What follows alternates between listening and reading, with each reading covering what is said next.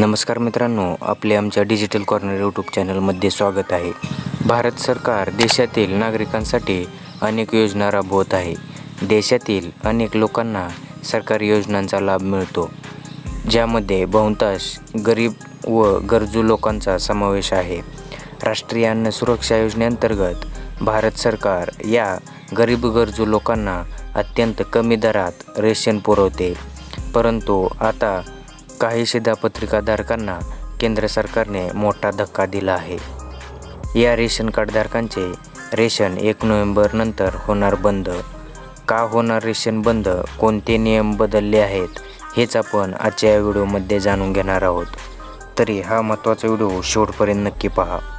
मित्रांनो, व्हिडिओ सुरू करण्यापूर्वी आपण जर आमच्या डिजिटल कॉर्नर यूट्यूब चॅनलवर नवीन असाल तर चॅनलला सबस्क्राईब नक्की करा आणि असेच महत्त्वपूर्ण व्हिडिओ पाहण्यासाठी शेजारची बेल आयकॉन देखील नक्की प्रेस करून ठेवा. चला तर मग व्हिडिओ सुरू करूया.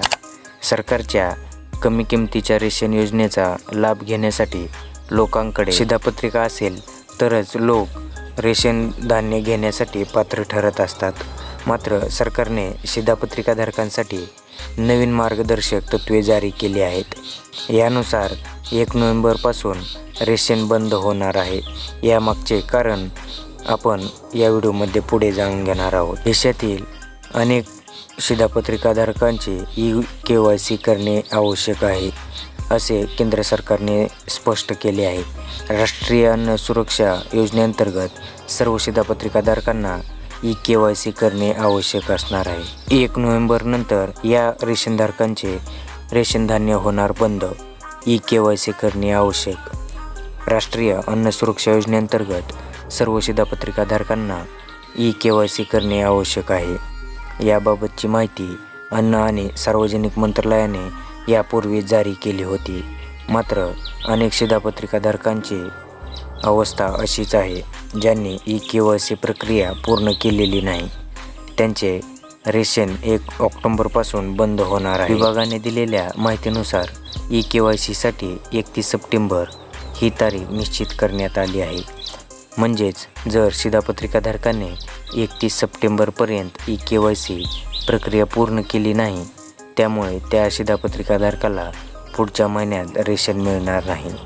अशा शिधापत्रिकाधारकांची नावेही शिधापत्रिकेतून वगळण्यात येणार असल्याची माहिती समोर आली आहे. KYC नसलेली शिधापत्रिका रद्द केली जाणार आहे. यानंतर या लोकांना सरकारच्या रेशन योजनेचा लाभ देखील मिळणार नाही. KYC करणे का गरजेचे आहे? रेशन कार्ड KYC बाबत लोकांच्या मनात प्रश्न उपस्थित होत आहेत. शेवटी सरकार KYC का करण्यासाठी सांगत आहे? अशा अनेक लोकांची नावे शिधापत्रिकेवर नोंदलेली आहेत. रेशन कार्डवर मोफत रेशन मिळण्याच्या योजनेसाठी कोण पात्र नाही, त्यांच्यामध्ये असे अनेक लोक आहेत जे आता या जगात नाहीत, ज्यांचा मृत्यू झाला आहे. मात्र अद्यापही त्यांची नावे शिधापत्रिकामधून काढण्यात आलेली नाहीत. आता सर्व शिधापत्रिकाधारकांना म्हणजेच कुटुंबाच्या शिधापत्रिकेत ज्यांची नावे नोंदलेली आहेत, या सर्वांना KYC प्रक्रिया पूर्ण करावी लागणार आहे. त्यासाठी ते त्यांच्या जवळच्या अन्न पुरवठा विभागाच्या कार्यालयात जाऊ शकतात. कोणत्याही सदस्याने KYC न केल्यास त्याचे नाव शिधापत्रिकेतून डायरेक्ट काढले जाणार आहे. तर अशा प्रकारे ज्या शिधापत्रिकाधारकांनी KYCची प्रक्रिया पूर्ण केली नाही, त्या शिधापत्रिकाधारकांना 1 ऑक्टोबरपासून रेशनचे धान्य मिळणार नाही. तर चला मित्रांनो, असेच आणखी महत्त्वपूर्ण व्हिडिओ पाहण्यासाठी आपल्या डिजिटल कॉर्नर यूट्यूब चॅनलला सबस्क्राईब नक्की करा व शेजारची बेल आयकॉन देखील नक्की प्रेस करून ठेवा. चला पुढील व्हिडिओमध्ये भेटूया. तोपर्यंत धन्यवाद.